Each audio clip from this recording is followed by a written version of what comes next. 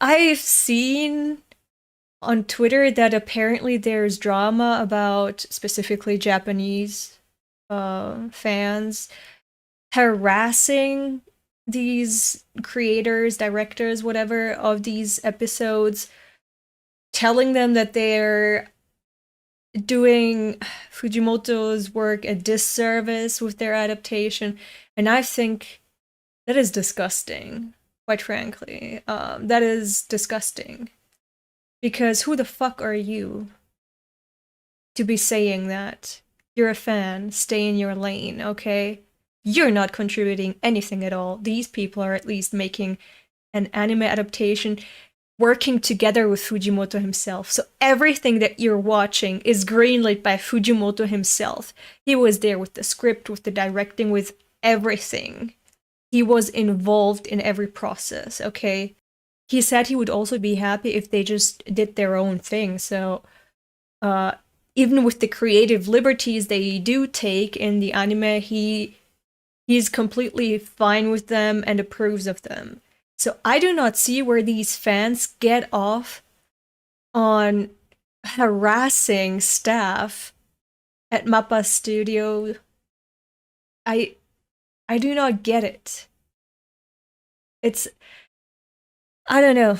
I think Japanese fan culture, otaku, are one of the worst in the entire world, if not the worst. So, we all. Hey, pochita. Oh my god. You may all call me racist for saying that, but Japan honestly has the most disgusting fan culture that I've ever seen, okay?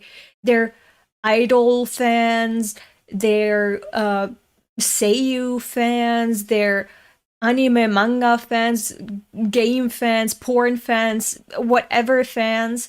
They're just so extreme, so excessive, and so toxic.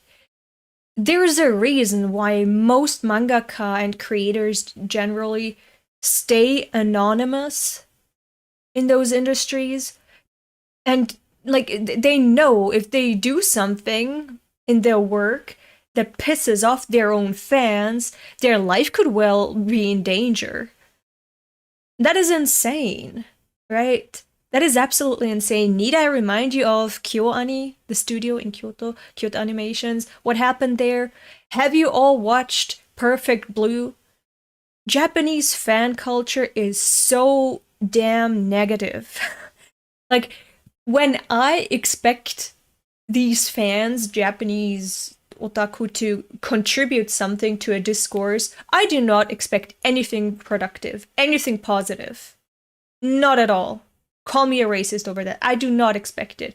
If something positive and productive does happen, that's very much an exception in my eyes, and I'm all the more pleasantly surprised by that. But altogether, the norm is that these are just dumbass, idiotic, sexist, conservative, and really idiotic, self-centered burdens on society, quite frankly.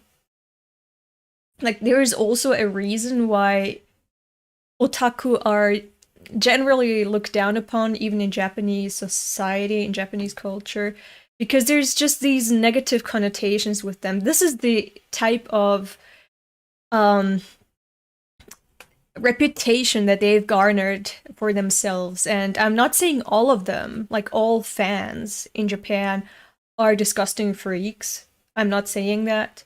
I'm just saying that there's a very loud amount of people that make lives for other people just so much worse. And there's a large number of them, like enough of them to make it a common feature of these fandoms, so that even the creators of these franchises that they are supporting are scared of them and go anonymous their entire lives. So yeah. And what pisses me off personally is that these otaku, they're just, practicing the worst type of escapism with these media that they consume. But they're also then part of that industry that produces media specifically for otaku only, so that they can indulge even more into this culture that is completely divorced from reality. So it's like a perpetuating shit cycle. So yeah, I do not have the best view of Japanese fans.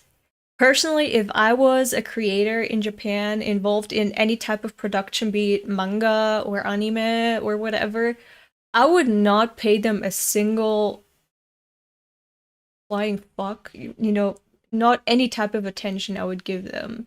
I would shit on their words, to be quite honest. I would stay anonymous, of course. I would speak out on the things that I value and the things that I look down upon in interviews or whatever, or in these author comments, to make sure that these people know who I want in my fandom, who I want to associate with. Because whether you like it or not, your fans kind of represent you, and you kind of represent your fans in a way. So it's best to not be disappointed by each other, right? So make sure that your fans know exactly what your stances on specific things are, so that the mad ones can stay out and be locked out of the fandom, gatekeeping the fandom, right? And you foster just a community that you're kind of okay with, on a personal level. And on social media, I would completely just stay out of it. I would not care whether my fans think something is good or bad. My editor would give me enough information that I need in order to continue my work. So I would just stay away from social media. It's just a toxic place full of idiots. And yeah, I just hope that these MAPPA staff that are being harassed by idiots, complete moronic assholes, that they just don't give them like any type of attention. Like, who are these people, right? Who are these dumbasses? Why would you listen to their critique? Why would you even take them seriously?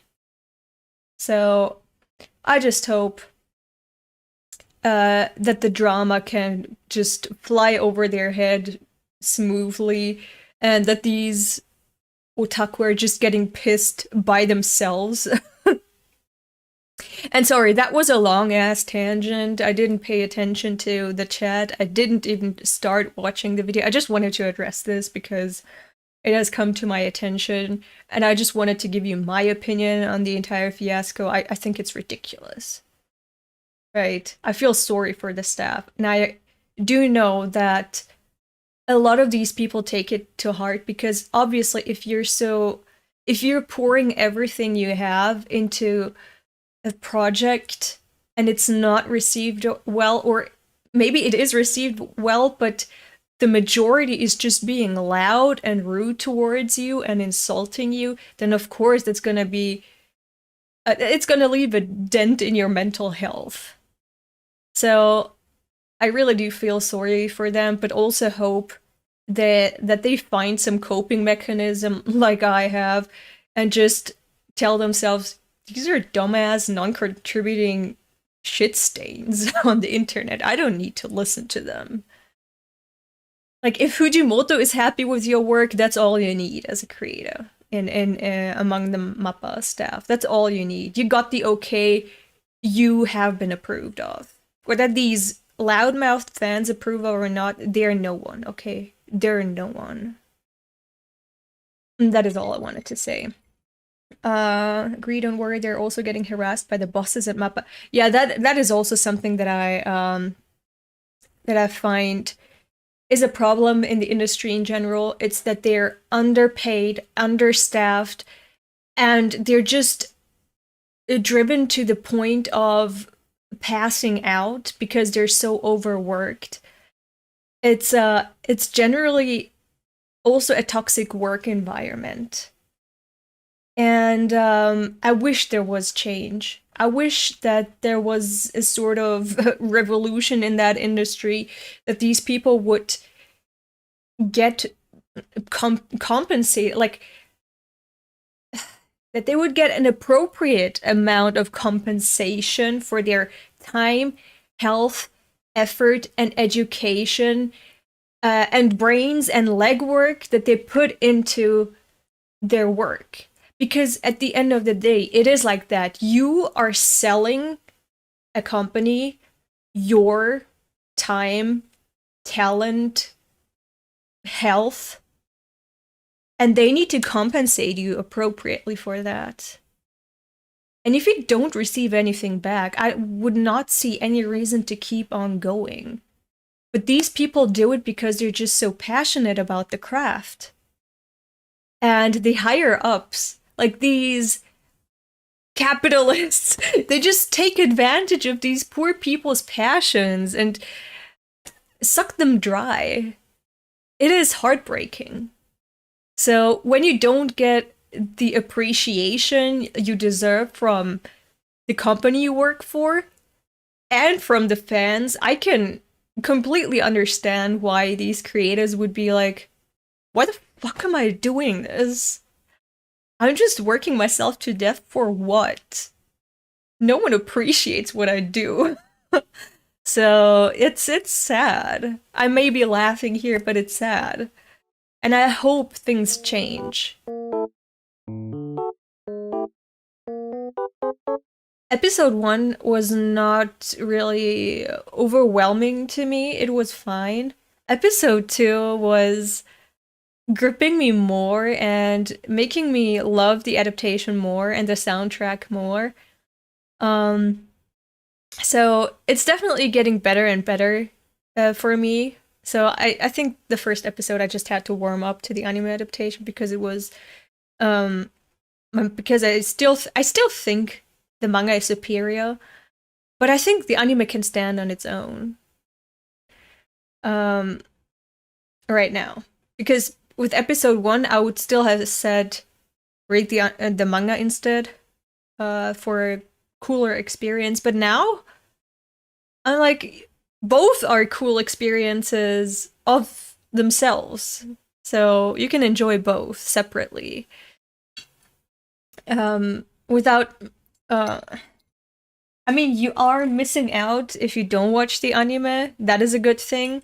And just read the manga. And you are missing out if you just watch the anime and don't read the manga.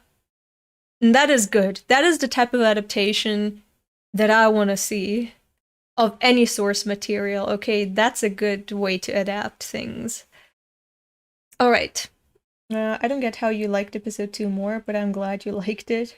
The episode is directed by Hironori Tanaka, my goat. I am not familiar with people in the industry. I'm not familiar with Seiyu. I'm not familiar with any of that, but I believe you that they're all goats. I hope they know what that means. I'm honestly looking forward to more. Before that, I was indifferent, you know. Before I watched episode 1, and after I watched episode 1, I felt the same. I was pretty much indifferent to the anime happening, but now I'm actually really invested. I'm really engaged, and I'm looking forward to more.